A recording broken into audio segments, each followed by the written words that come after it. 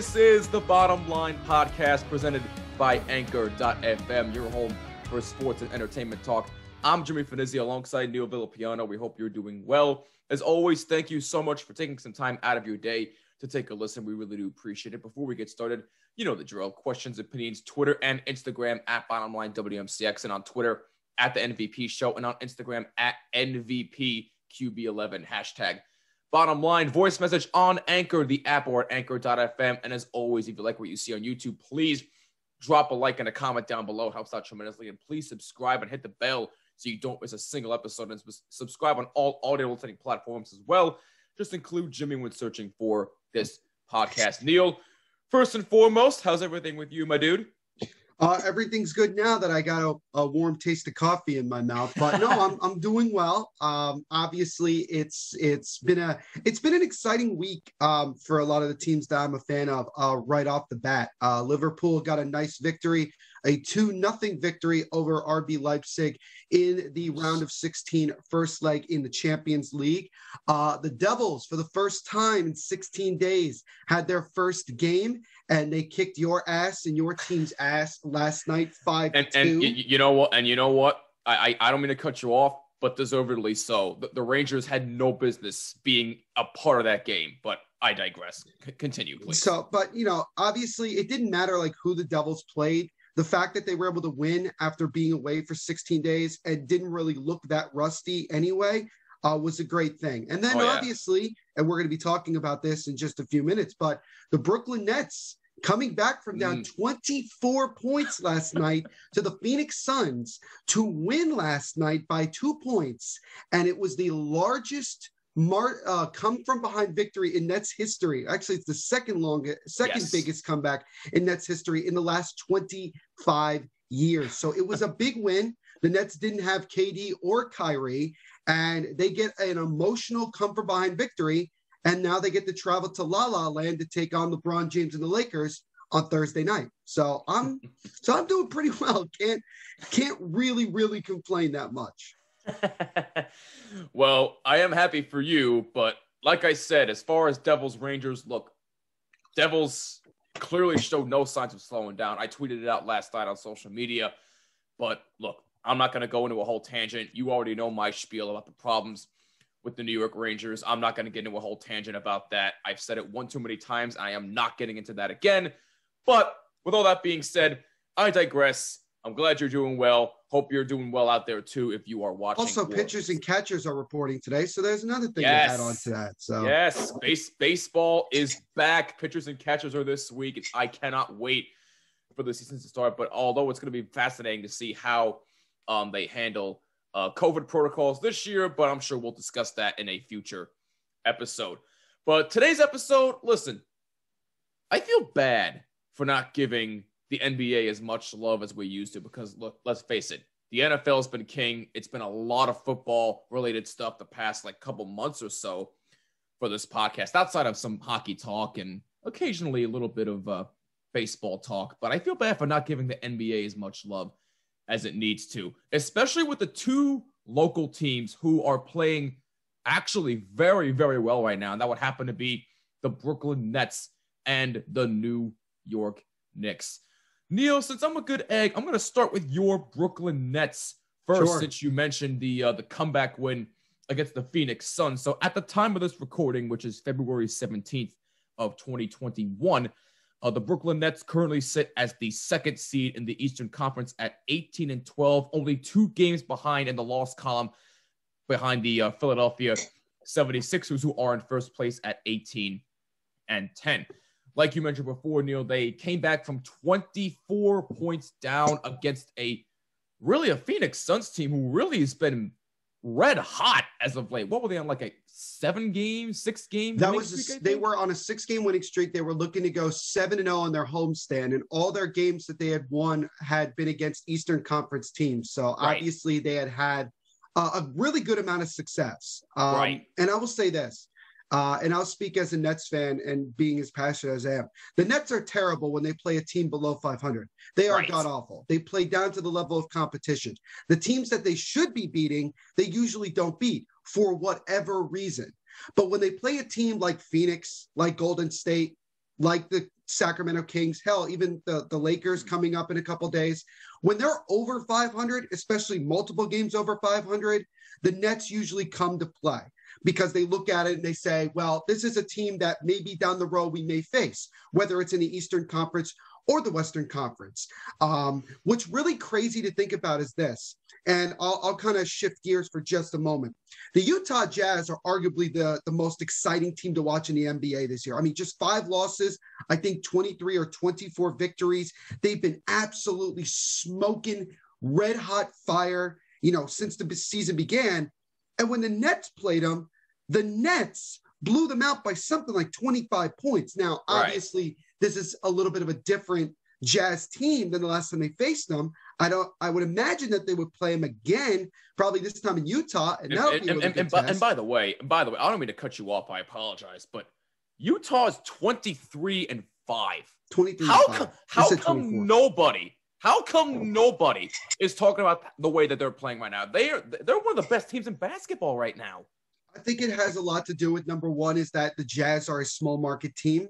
I think that's one thing. I think number two, the championship goes through the Lakers.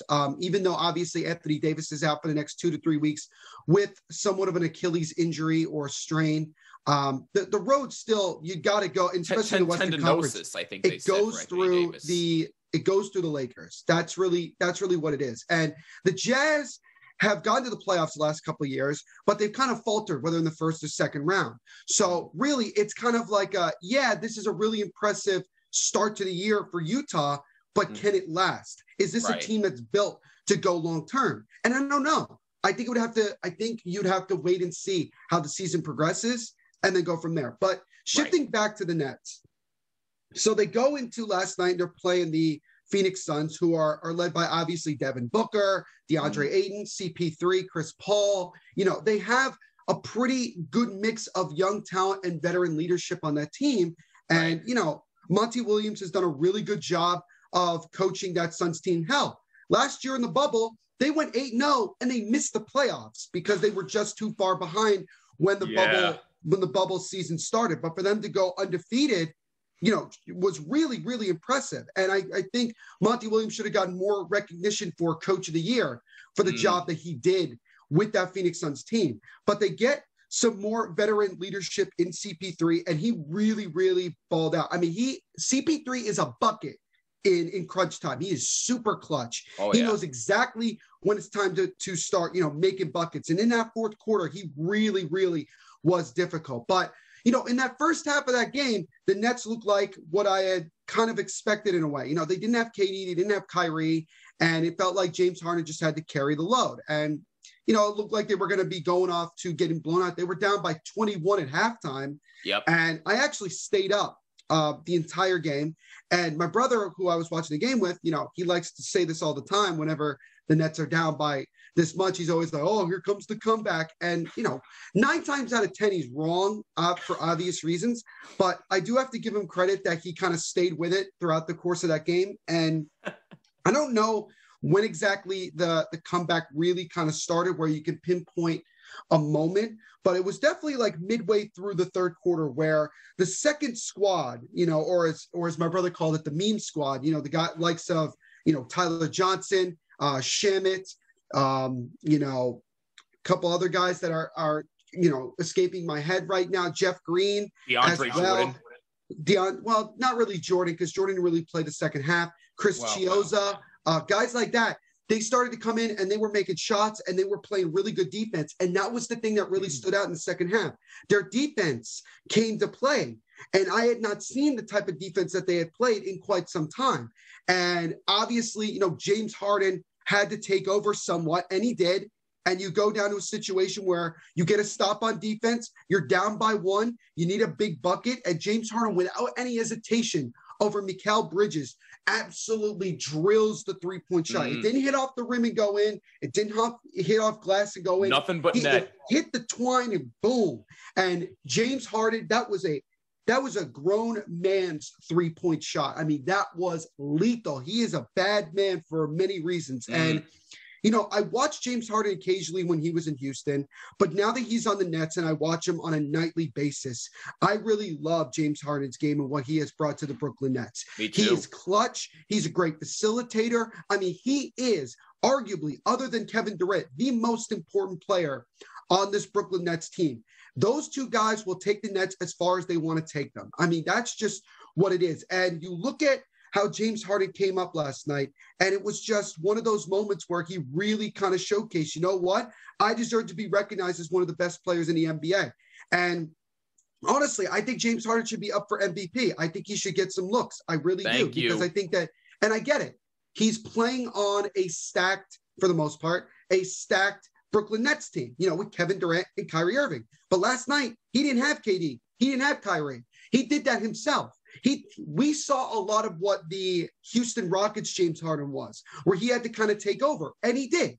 And that was really a big-time victory, albeit the Nets probably should have won that game by a little bit more than they did. But again, for them to still rally from 20-plus points down to win that game is huge.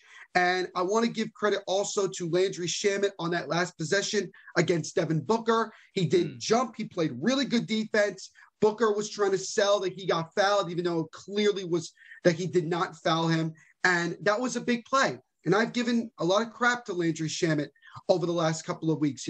I call him Sham, for a while. And it's because, he really wasn't fitting into the system. Now I'm starting to see him be more confident. He's making shots. He's making threes. He's playing solid defense. And I look at this Nets team and I say, look, once they get to a point where the whole team is healthy and they have the team that they want, right, whether it's the guys they have now or they got to make a couple moves at the trade deadline or at the buyout period, whatever the case may be. Once this team gets going, the chemistry is going to flow, and I think the defense is going to slowly but surely get there. And it's huge for the Nets to get on somewhat of a winning streak. I think it's now a 4-game winning streak dating back to when they lost embarrassingly on the road to Detroit. They beat Indiana. They beat up on Golden State. They beat Sacramento, and then they have a come-from-behind victory against Phoenix. And they're in a good position where they maybe could go undefeated on this road trip. Now, they obviously do play the Lakers tomorrow, yes, and that's going to be tough even without Anthony Davis. You're still going up against LeBron James. And we don't know if Kyrie's going to be available for that game. We don't know if Kevin Durant's going to be ready for that game. So, it might be a little bit more difficult for the Nets to have another game like they did last night. Hopefully they don't. I would love to see the Nets be fully healthy, and I would have loved to have seen the Lakers be fully healthy for that game, because that to me would have been the matchup of the regular season right there, considering all of the factors. But unfortunately, that's not what we get. Maybe when the Lakers come to Brooklyn, that might be a different story, but we shall see.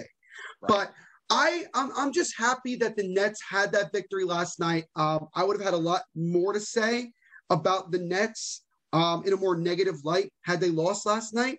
But, look, their defense is still needs to improve. Like, it really does. It's frustrating to watch them give up so many easy shots.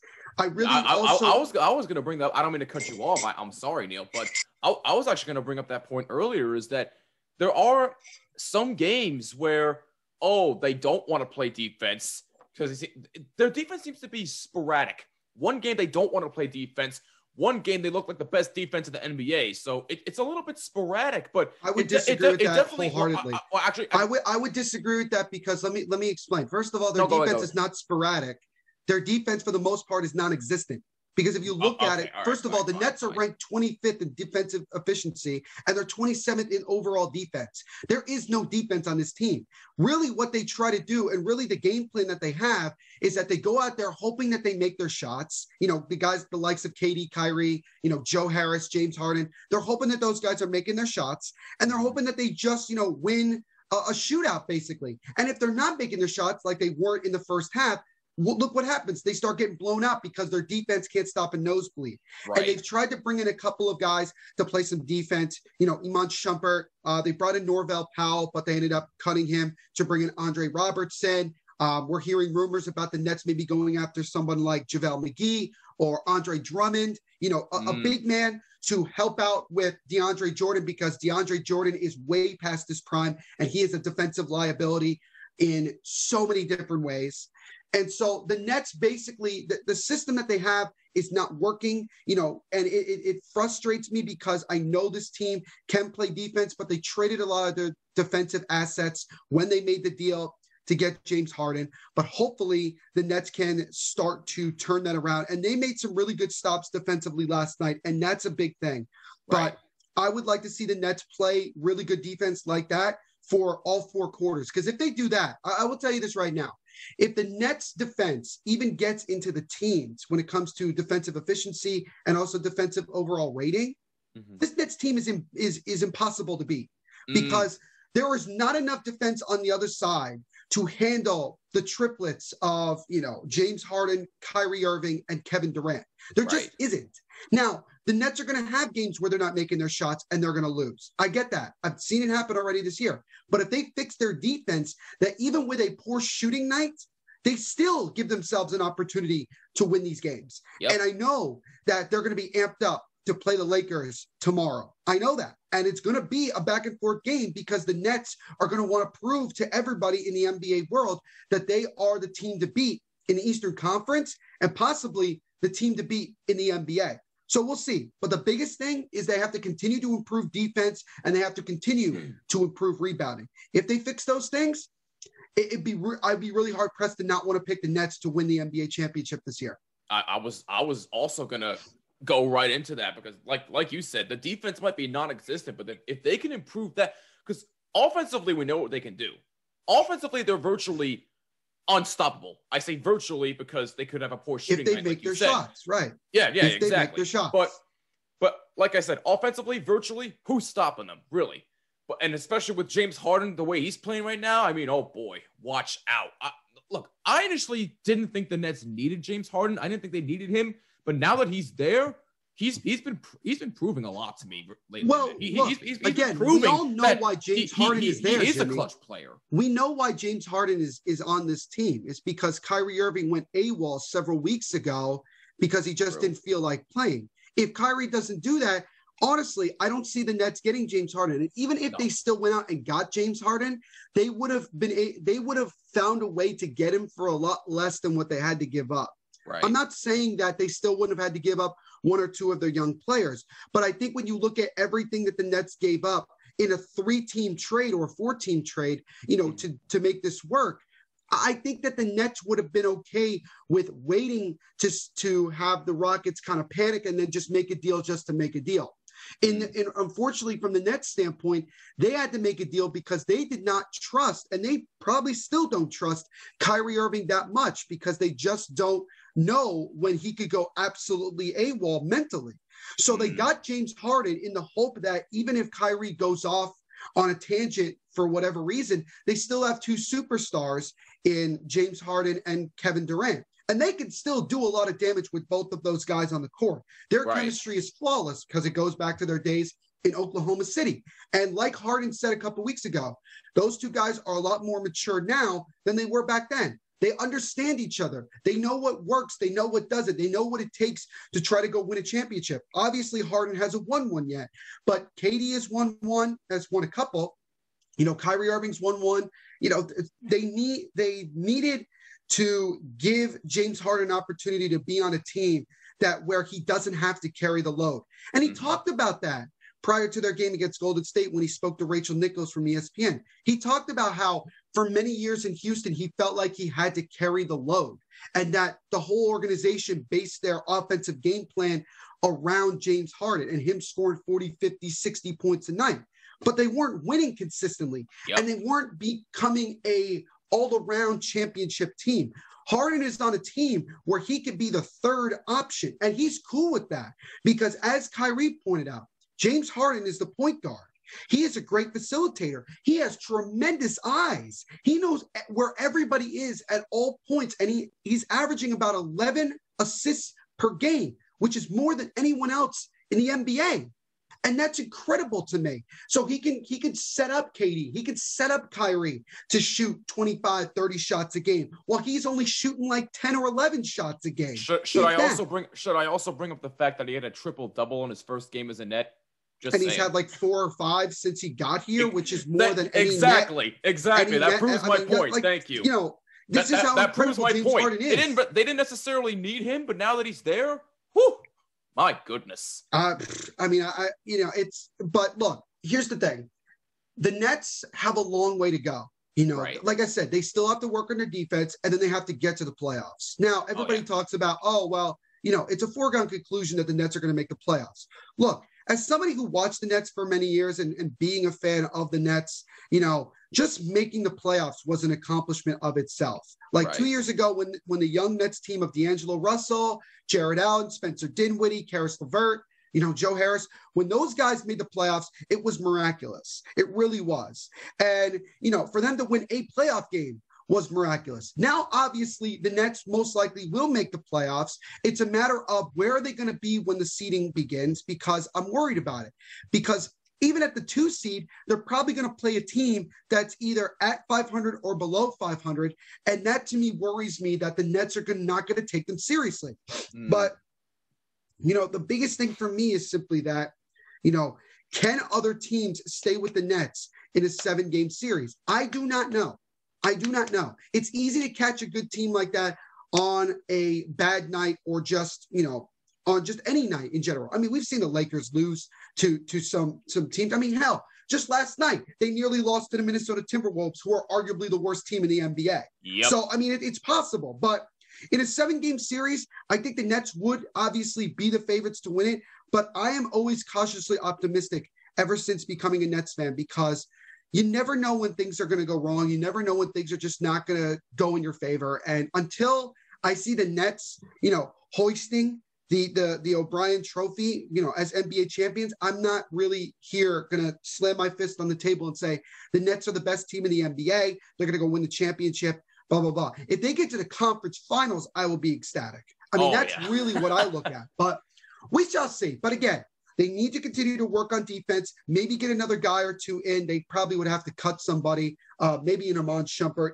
Look, if Andre Drummond is there, especially if he gets bought out, which we're all hearing he's probably going to get bought out, I think the Nets would be crazy not to go after him, because, look, he's led the NBA in rebounds for 4 of the last 5 years. Right. And he plays really good defense. And he would probably get some energy from going from a Cleveland team that's young and trying to rebuild to a Nets team that has an opportunity to go win a championship. And I think if the Nets were able to get a legitimate big man who can play defense, who can grab, 15 to 20 rebounds a night that I know Andre Drummond can do, the Nets are going to be one tough team to stop on a nightly basis. But obviously, we'll see what Sean Marks wants to do. I have full faith in the general manager, Sean Marks. He's made a lot of good moves. I don't fault him necessarily for having to make the deal for James Harden. I get why he had to do it.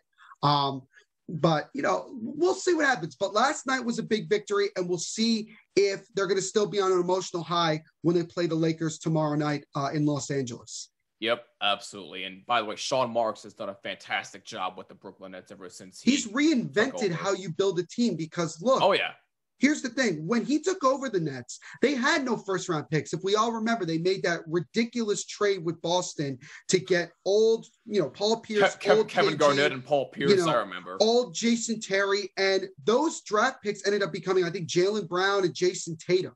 Yep. So, I mean, you imagine, obviously, what the Nets could be if they had those guys, but maybe they wouldn't have the triplets that they have right now. So, I mean, it is what it is. But Sean Marks came in and he had to get creative, take on other teams' big contracts. Like he took Timofey Mozgov's big contract in order to acquire D'Angelo Russell.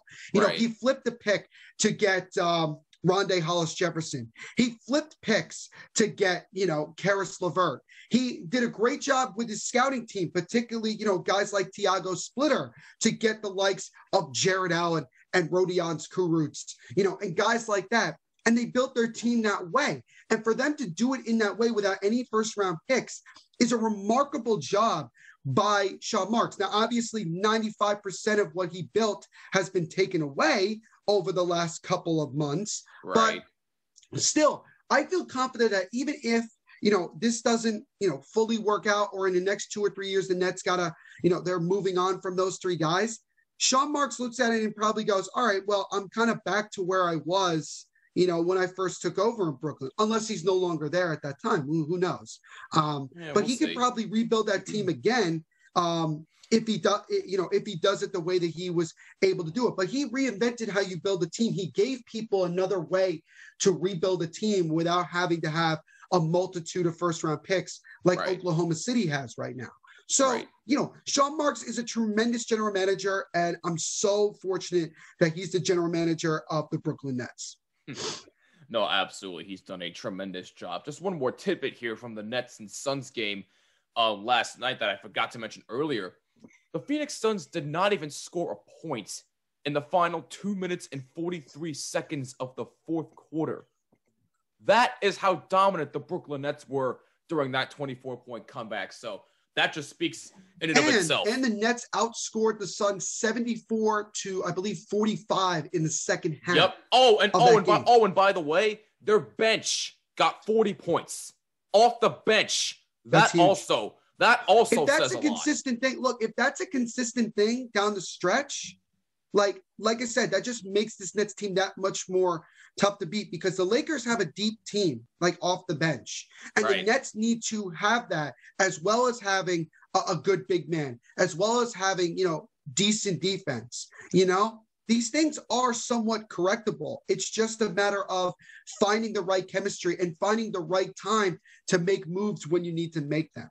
But for for the bench to come up big last night, the likes of, like I mentioned, Landry Shamet, you had Timothy Luwawu-Cabarrot, you had Tyler Johnson, who was in the starting lineup and I think has done a really good job. I think he's earned a couple more minutes. Chris Chiozza, guys coming off the bench and making a difference was huge. And I hope that continues, moving forward.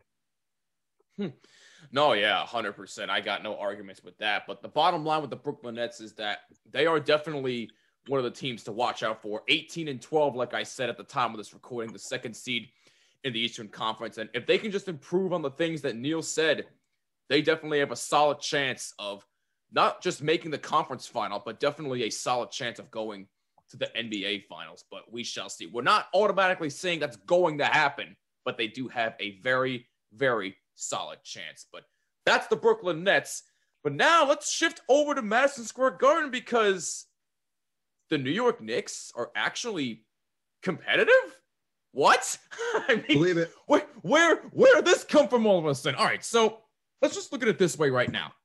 Again, at the time of this recording, the New York Knicks are currently the 6th seed in the Eastern Conference at 14-15. They are also on their own little winning streak right now. I believe they've won 3 in a row, or 4 in a row. They're going for 4 in a row. They have won 3 in a row. They're going for 4 in a row when they play the Orlando Magic tonight in Orlando. And listen, everybody and their grandmother thought the Knicks were going to stink. We all did. Why is that? Because the Knicks have been nothing but straight garbage for the past 20 plus years. But now, all of a sudden, now that Tom Thibodeau is there as the head coach, and they have guys from the likes of Emmanuel Quickley, who, by the way, got a D+ ranking and has really, really proven to really shown out. I really like Emmanuel Quickley's game. Obi Toppin has been solid. RJ Barrett's been solid. Julius Randle's playing like a damn near all-star and dropped 44 the other night, for crying out loud. And listen, you also have Mitchell Robinson, Franklin Okina, Austin Rivers. Well, Kevin Mitchell Knox Robinson is out with an injury. So right, yes. But he was playing well when he was healthy. Oh, and they also re-signed Derrick Rose, which I didn't get. I really didn't understand. No, they didn't re-sign him. They traded him. They traded for him. I'm sorry, they traded for him. My guess for that, by the way, real quick, my guess for the reason why they did that was for 2 reasons. One, it's Tom Thibodeau, and Thibodeau has a relationship with, Derrick Rose, dating back to their times in Chicago, and also their times, I believe he was with Minnesota at the time Tom Thibodeau was there. But also, Derrick Rose fits in well as long as he doesn't take away a lot of minutes from Emmanuel Quickley, because really Quickley is the future of that team. It's the future 100%. At that position, and not Derrick Rose. But Derrick Rose understands his role with this team, and so far he seems to have blended in pretty seamlessly. Yeah, he's actually been pretty solid ever since they got him back. But I digress there. I still don't quite get it. But hey, as long as he can do what he's doing, then hey, I got no issues there. Once if he continues to do what he's doing. But I've been hearing a lot of talk from some Knicks fans, especially on the radio, that they should go out and acquire Bradley Beal. So they just want to get rid of the team that's actually starting to win games. Like, what are you doing? Look, I get Bradley Beal is a star. I get it. I know he wants out of Washington, and quite frankly, I don't blame him because Washington is an absolute. No, he doesn't. No, he doesn't.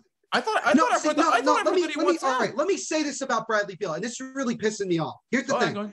Bradley Beal has not said once that he wants out of Washington. It's every bozo in this damn media that wants Bradley Beal to be out of Washington because they're tired of seeing a great player like him wasting away his career with a team that has little to no hope in the next 5 years of being a competitive, let alone championship team. So everybody likes to throw out rumors here and there. The reality is that Bradley Beal loves playing in Washington, and he wants to be part of the solution, and he wants to be one of the few star players we have in this league that is not immediately just going to go ring chasing because they're so tired of being in the same spot. Right. And you have to give Bradley Beal a lot of credit.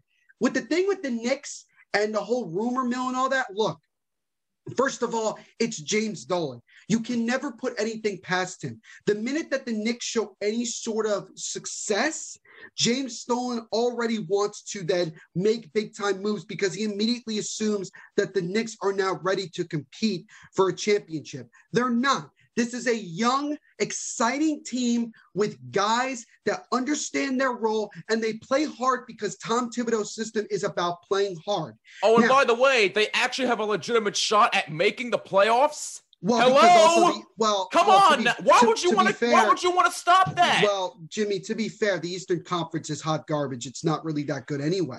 I mean, three or four teams will probably go into the playoffs with an either 500 or below 500 record. Hell, that's what the Nets did this past year. So, I mean, it's not like, or at least the Orlando Magic actually made the playoffs with a below 500 record. I mean, it's, if the Knicks were in the Western Conference, they wouldn't be in that position. They wouldn't be in a position to make the playoffs.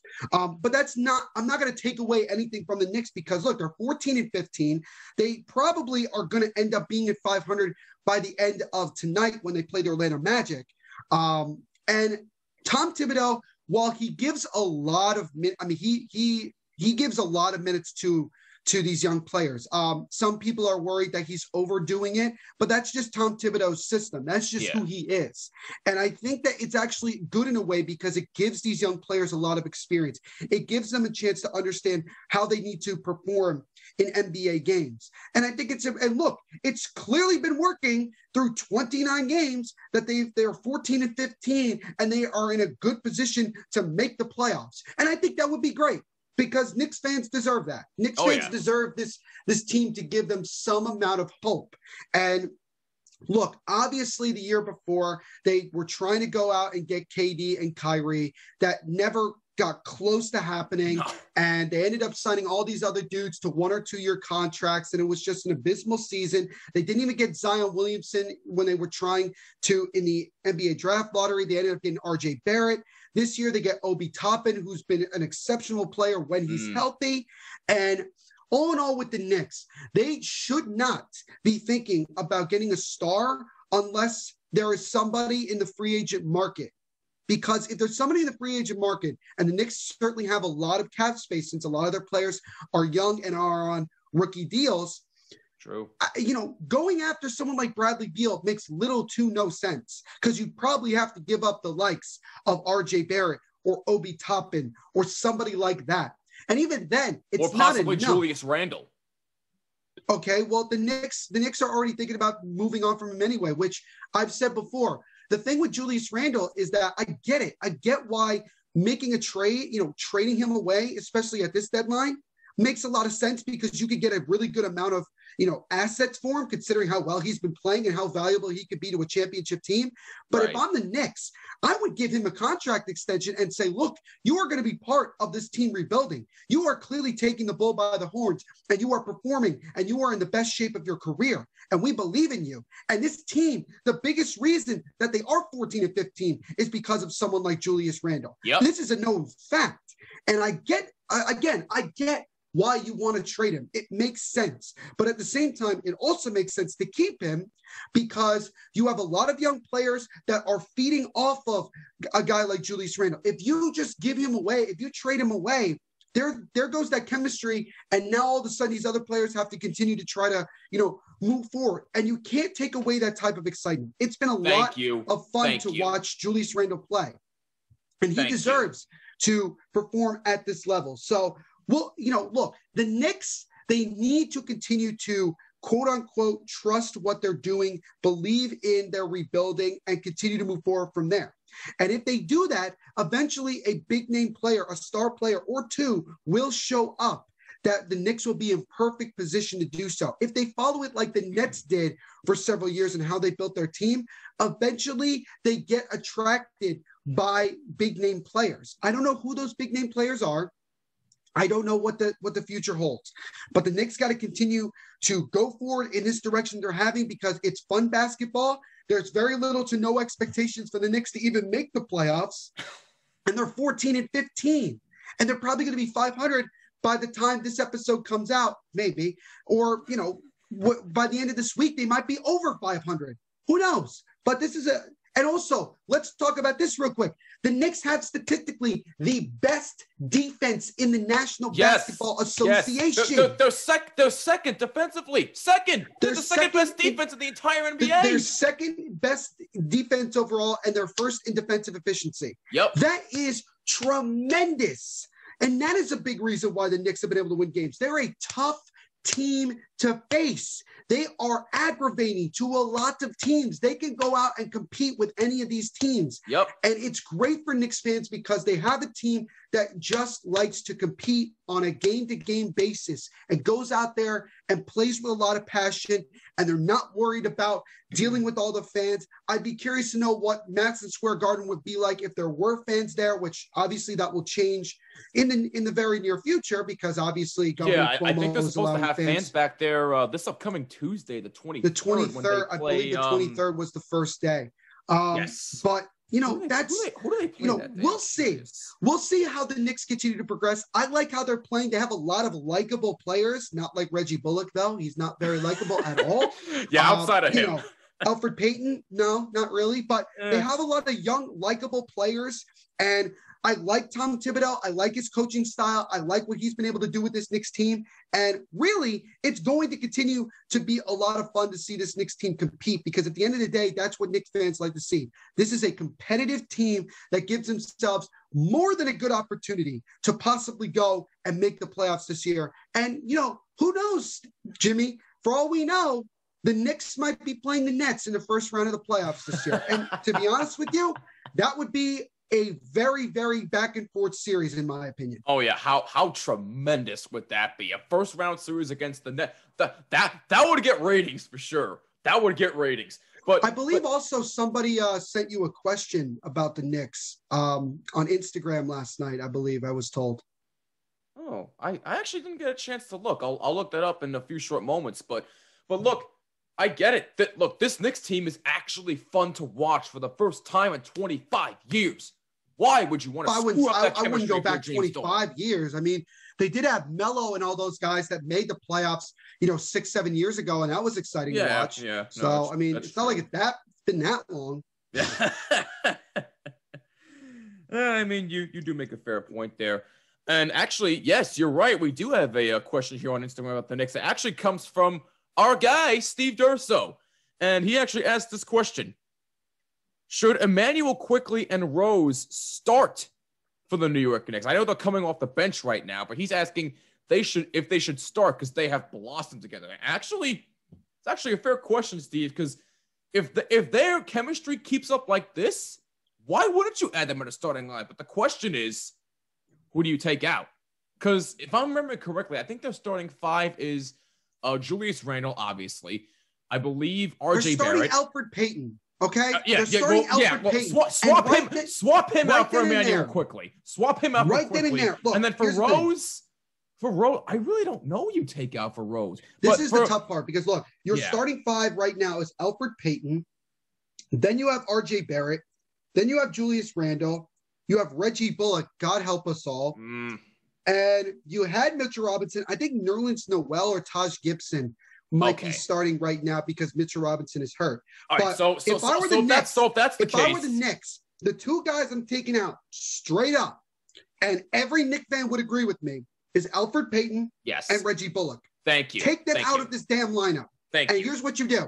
You make Derrick Rose the point guard, Emmanuel Quickley shooting guard, and you put RJ Barrett at the three. You do that. You're fine because you have your main young players with a very talented veteran, even now in Derrick Rose, and it makes perfect sense. It makes perfect sense. Now, I don't know if it's more of a thing where, we know Tom Thibodeau he prefers veterans to be in a starting lineup over young players. But at some point, Tom Thibodeau is going to have to realize that Emmanuel Quickley needs to be given an opportunity to start. I know he does really well off the bench. So does Derrick Rose. But at some point, with that chemistry being as good as it is, if you want to put yourself in the best position to succeed on a game-in-game basis, you got to put your main guys out there. I get you also want to have a balance of having like a decent starting lineup and a really good bench. But at the end of the day, at some point, especially when you're a young player, you need to be given your opportunity if you're performing. And I think that if the Knicks had a coach that was more big on playing young players, probably Quickley would have already been in the starting lineup. But for the Knicks to have guys like Reggie Bullock and Alfred Payton starting is just, it's not something for long-term success. The best thing in the very, very near future, even tonight, if you feel like it, give Derrick Rose, give Emmanuel Quickley their due, and let it go. Let's just see what happens. If it doesn't work, if it's not cooperating well, okay, then maybe you put them back on the bench and you have them as the sixth and seventh man off the bench who bring in that second unit that puts up a lot of, big time points.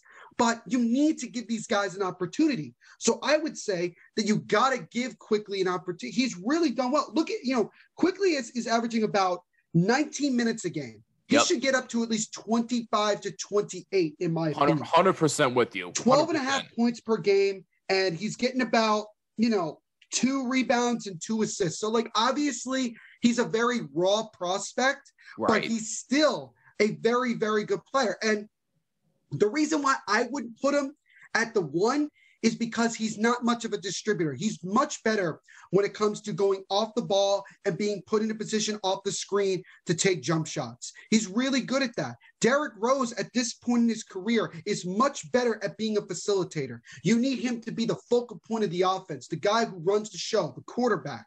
And look, the Knicks are not at full health either because Mitchell Robinson is hurt. But if you get, if you have a starting 5, honestly, of Derrick Rose, Emmanuel Quickley, you have RJ Barrett, you have Julius Randle, and Mitchell Robinson, that's a pretty solid starting 5 of 4 guys that can be dominant in their position when it comes to scoring, and 1 guy who's a really, really good facilitator. So to me, I think it makes sense to give both Emmanuel Quickley and Derrick Rose a chance to play together on, in the starting lineup. And, chemistry is such an important thing. If those 2 guys already got it, and Derrick Rose has only been with the team for about 4 games, that really shows you that this is going to continue to be really, really fun to watch when those 2 guys take the court together. So I would say, yes, I would say it's time to give those guys a chance to be in the starting lineup. 100% agree. I have no arguments. Give Quickley and Rose their due. Take out Peyton and Bullock because it's not those 2 are just like, who really cares about who really cares about them? It just Reggie Bullock 8 points a game. I mean, Alfred Payton 12 points. These are guys that you could trade for second round picks, to be quite frank. Exactly. They're not there long term. I mean, Derrick Rose is not there long-term either, but still, Derrick Rose in just 4 games. He's a better option than Reggie Bullock. Derrick Rose has already been better than both of those guys, and he's only played in 4 games. So, exactly. I think it's time, but maybe the Knicks have a certain plan that they want to go for and everything. But look, any rumor you're hearing about the Knicks going after a star, look at it in one of 2 ways. Either it's James Dolan because he's insane and that he's impatient, and maybe also because the Rangers are really struggling, that he's trying to get some excitement in Madison Square Garden. Or 2, it's just a lot of Knicks fans who just think now that because they're a half-decent competitive team, that they think that they deserve to get a superstar already. And they're just impatient because they're tired of the Knicks being garbage. The Knicks are a competitive, fun, exciting, entertaining team to watch on a game-to-game basis, particularly guys like Julius Randle and RJ Barrett and Emmanuel Quickley. And you just try to enjoy that, because this team has a lot of potential moving forward. And don't worry about draft picks. Don't worry about nothing. Worry about just seeing this team continue to go out there and compete, because hell, they could very well make the playoffs in a very, very weak Eastern Conference. I mean, you look at the situation right now with the Knicks. They are the 6th seed, okay? Right. If the season stopped today, they are playing the Milwaukee Bucks in the first round of the playoffs. We have 1, 2, 3, 4, 5. We have 5 teams in the Eastern Conference that are in playoff positions that are either 1 or 2 games below 500. That is how weak the Eastern Conference is. Yep. So even if the Knicks don't finish the year above 500, they still have more than a 50% chance. Hell, even more than a 75% chance of probably making the playoffs.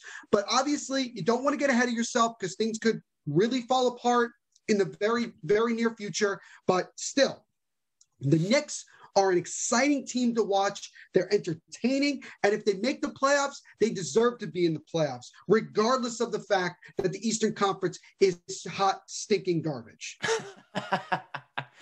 Yes, but just like Nets fans, be cautiously optimistic about your team right now, Knicks fans, because they are fun. They are exciting. They're energetic. They're actually competing for the first time in a while. And look, Tibbs for Coach of the Year. I don't know if I'd make that argument, but you know what? He's done quite the job with this team so far, and I really hope that this team keeps it up. But the bottom line is the Knicks are very, very exciting to watch, and the Nets, they could have a virtual puncher's chance of going to the NBA Finals. And by the way, I completely forgot to mention this earlier. If you are hearing any background noise, if you're watching or listening, there is a bit of construction going on here in my home studio here, so I do apologize that you had to hear that. But anyway, on that note, that'll wrap it up for this episode of the Bottom Line Podcast. If you have any thoughts on the Knicks and the Nets, let us know on Twitter and Instagram at BottomLineWMCX, and on Twitter at The MVP Show, and on Instagram at NVPQB11, hashtag BottomLine. Voice message on Anchor, the app, or Anchor.fm. And please, if you're watching on YouTube, drop a like and a comment down below. It helps out tremendously. And please make sure you subscribe and hit the bell so you don't miss a single episode. And please subscribe on all audio listening platforms. Just include Jimmy when searching for the Bottom Line Podcast. So, unfortunately, that is a wrap for us for this week. We have a very busy week ahead, so we have the rest of this week off. So this is our only episode. Well, I mean, you do. I don't really. Well, yeah, I do. So I won't be around. But there is good news, because the debut of our new segment featuring the new guy, Austin Myers, is coming your way this upcoming Friday, February 19th, and then again next Monday. So he will have 2 new episodes for you, and the name is official. I talked to Austin about it. The name is official. It will be called Top Shelf with Mr. Taco. He is very, very pleased about that. So that's the new segment. So he'll give you all the latest news in the National Hockey League, from player injury updates, team updates, COVID protocols, pretty much everything involved with the NHL, he's got covered. So that will debut this upcoming Friday. They will be posted as separate bonus episodes. We will not be putting them in to our episodes unless otherwise noted. They will be as separate bonus episodes. So that segment will be coming your way this upcoming Friday. But as far as us, we're done for the week. Neil, looking forward to doing it all again next week, my dude. Absolutely, without question. And Knicks and Nets fans, be cautiously optimistic, because both of your teams are very, very exciting to watch right now. For Neil Piano, I'm Jimmy Finizzi. This is the Bottom Line Podcast, and we will see you in the next episode. Peace out.